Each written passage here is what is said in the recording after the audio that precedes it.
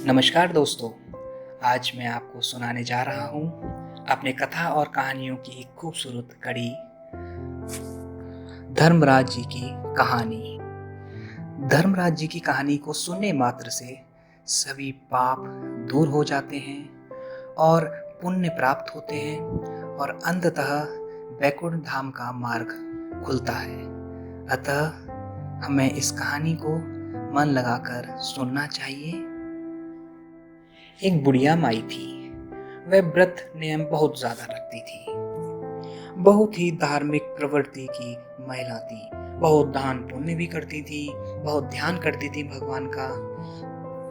तो जब उनका अंत समय आया तो भगवान के घर से यमदूत उन्हें लेने आई और बुढ़िया माई हंसी खुशी यमदूत के साथ चली गई।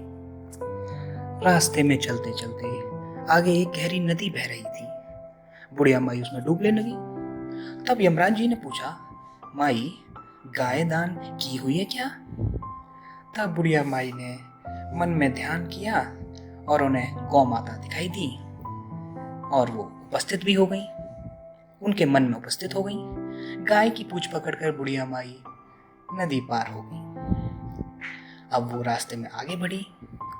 आगे गई तो उन्हें काले कुत्ते खाने के लिए दौड़े।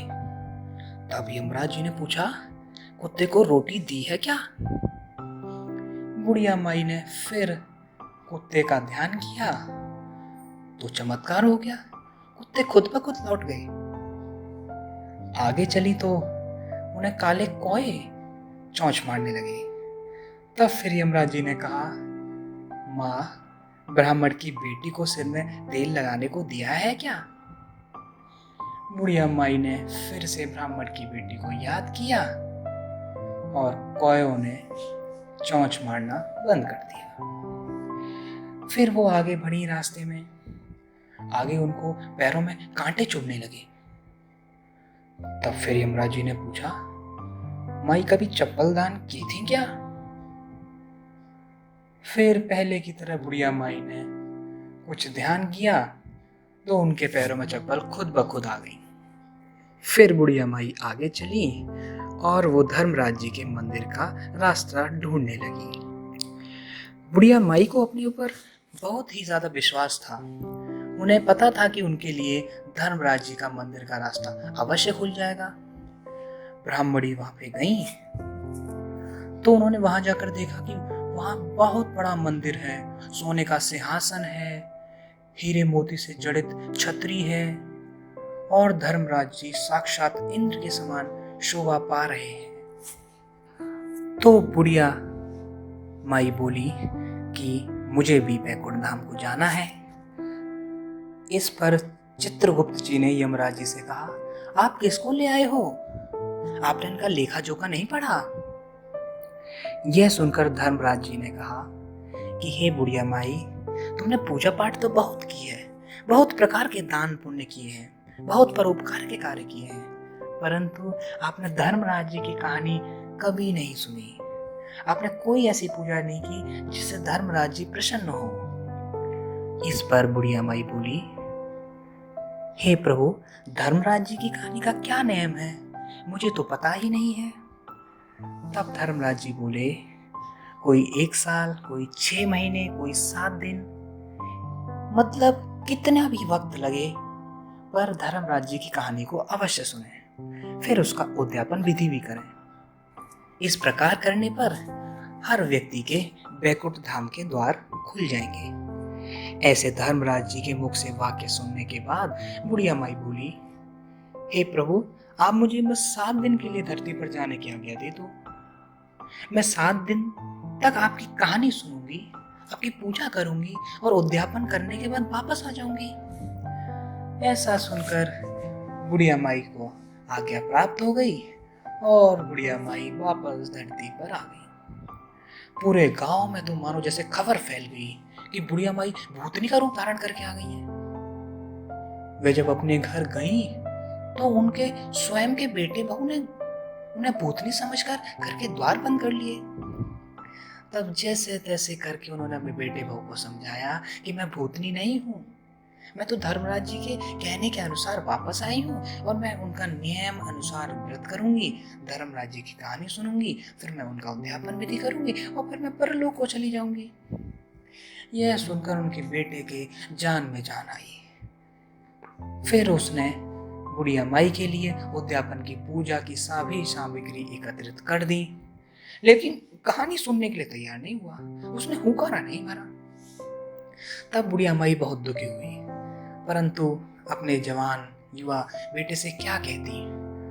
उन्होंने फिर पड़ोसन के पास गई और उनसे विनती करी और कहानी सुनने के लिए कहा।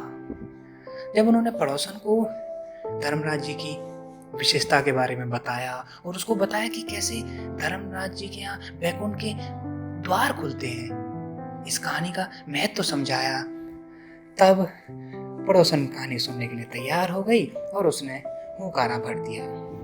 बुढ़िया माई ने 7 दिनों के पश्चात कहानी सुनकर उद्यापन भी कर दिया और सब तरह का सामान दान कर दिया।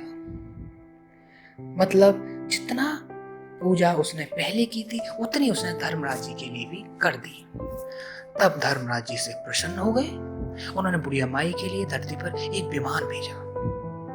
विमान देखकर सभी गांव वाले बहुत प्रसन्न हुए और आश्चर्यचकित हो गए और वो स्वयं भी बुढ़िया माई के साथ स्वर्ग जाने को तैयार हो उठे। तब बुढ़िया माई ने साफ मना कर दिया।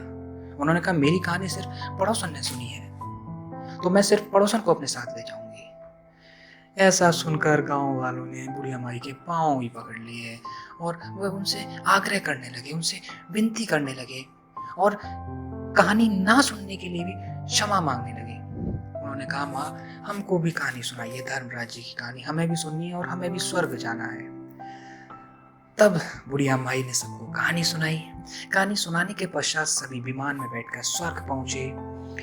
तो अब धर्मराज जी अचंभित हो गए। उन्होंने कहा, मैंने तो विमान बुढ़िया माई के लिए भेजा था, फिर ये सब कैसे आ गए।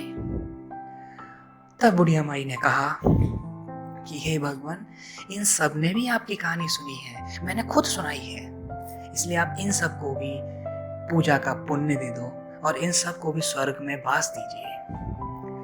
तब धर्मराज जी ने बुढ़िया माई की बात मान ली और सभी गांव वालों को स्वर्ग में वास दे दिया।